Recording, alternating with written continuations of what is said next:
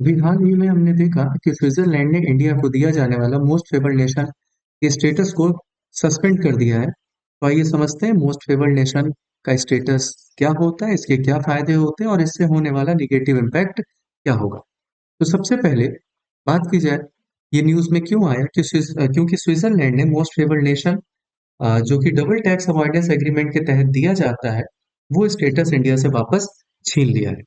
अब most favoured nation होता क्या है?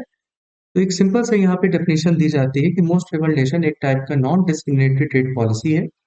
दैट मीन्स जो भी आप ग्लोबल लेवल पे ट्रेड कर रहे हैं उसमें किसी भी टाइप का मतभेद नहीं होना चाहिए, जिसके तहत सभी लोगों को इक्वल ट्रीटमेंट दिया जाए।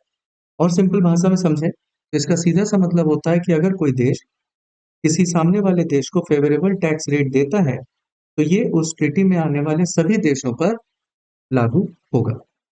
अब स्विट्जरलैंड का इंडिया से मोस्ट फेवर्ड नेशन छीनने का क्या रीजन रहा है? तो उसका ये रीजन एक रिसेंट के जजमेंट में रहा है, जिसमें दिल्ली हाई कोर्ट ने नेस्ले, जो कि स्विट्जरलैंड बेस्ड कंपनी है, उसका समर्थन किया और उनके पक्ष में दैट मीन जजमेंट दिया।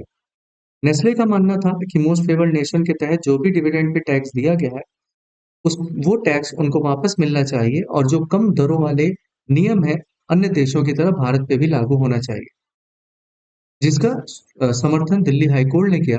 लेकिन आगे चलकर सुप्रीम कोर्ट ने दिल्ली हाई कोर्ट के जजमेंट को साफ-साफ मानने से मना कर दिया और उन्होंने कहा कि अगर आप किसी भी टाइप का ऑटोमेटिक एडजस्टमेंट चाहते हैं, तो उसके लिए एक फॉर्मल नोटिफिकेशन दिया जाना चाहिए भारतीय नियम के हिसाब से।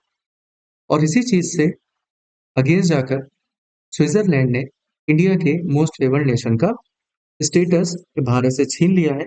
और इसका सीधा सा इम्पैक्ट इंडियन टैक्स रेजिडेंट्स पे पड़ेगा, जिनको पहले मिलने वाली डिविडेंड पे जो छूट होती थी वो शायद 10% तक जाती थी, लेकिन अब कम करके 5% तक आएगी। इसका दूसरा इम्पैक्ट जो स्विस इन्वेस्टमेंट होता है उस पर भी पड़ेगा। तो इस टाइप के इंफॉर्मेशन के लिए हमारे साथ बने रहें। Thank you.